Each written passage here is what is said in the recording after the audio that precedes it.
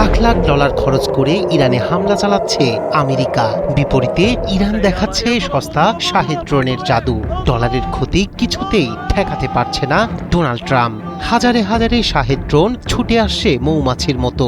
ঠেকাতে গিয়ে মিলিয়ন ডলারের ইন্টারসেপ্টর জ্বলে যাচ্ছে। দিন শেষে ভারী হচ্ছে আমেরিকার ক্ষতির খাতা। আমেরিকাও এনেছে সস্তা ড্রোন, কিন্তু সময় গেলে যে সাধন হয় না মার্কিন বাহিনী তা ভালোই বুঝতে পারছে। চলমান যুদ্ধ পরিস্থিতিতে আক্রমণ চালাতে ইরানের তরফ থেকে বেড়েছে শাহেদ ড্রোনের ব্যবহার, যার কারণে নিজেদের সামরিক নীতি পুনরায় বিবেচনা করছে আমেরিকা।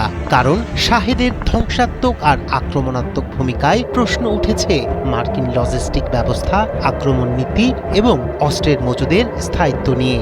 ইরানের ভান্ডারে থাকা শাহেদ ড্রোন নিয়ে চিন্তার ভাঁজ পড়েছে মার্কিন প্রেসিডেন্ট ডোনাল্ড ট্রাম্পের কপালে। ড্রোনটিকে তিনি উল্লেখ করেছেন সস্তা, দ্রুত ও প্রাণঘাতী অস্ত্র হিসেবে। কারণ তেহরান বারবার গুরুত্বপূর্ণ অবকাঠামোর বিরুদ্ধে বড় আকারের ড্রোন হামলা চালিয়ে দেখিয়ে দিয়েছে বিপুল সংখ্যক আক্রমণ চালানো হলে ভেঙে পড়তে পারে আমেরিকার মতো শক্তিশালী দেশের জোরদার প্রতিরক্ষা ব্যবস্থা।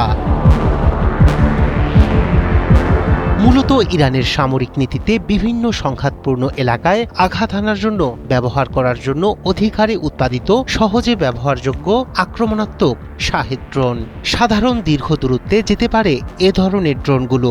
এগুলো মোকাবিলায় আমেরিকাকে বাড়াতে হচ্ছে যুদ্ধ ব্যয়। প্রতিনিয়ত আমেরিকাকে খরচ করতে হচ্ছে হাজার হাজার ডলারের ইন্টারসেপ্টর। তবুও মিলছে না শাহেদ ড্রোনের মতো দুঃস্বপ্ন থেকে নিস্তার। ব্যয়বহুল মিসাইল ভিত্তিক প্রতিরক্ষা ব্যবস্থার ওপর নির্ভরশীলতায় দ্রুতই ফুরিয়ে আসছে আমেরিকার হাতে থাকা অস্ত্র ভাণ্ডারের মজুদ। সামরিক বিশ্লেষকদের মতে ৮০০ মিলিয়ন ডলার খরচ করে টমাহক মিসাইল নয়, আমেরিকার পক্ষে সম্ভব ২৩,০০০ লুকাস ড্রোন তৈরি করা। ইরানের সঙ্গে যুদ্ধে জিততে ইতোমধ্যেই আমেরিকা ভাবছে বিপুল সংখ্যক কার্যকরী ড্রোন উৎপাদনের কথা।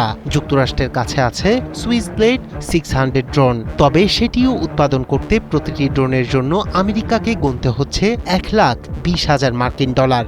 অথচ এর পাল্লা ও কার্যক্ষমতা ইরানের ড্রোনগুলো থেকে বেশ কম।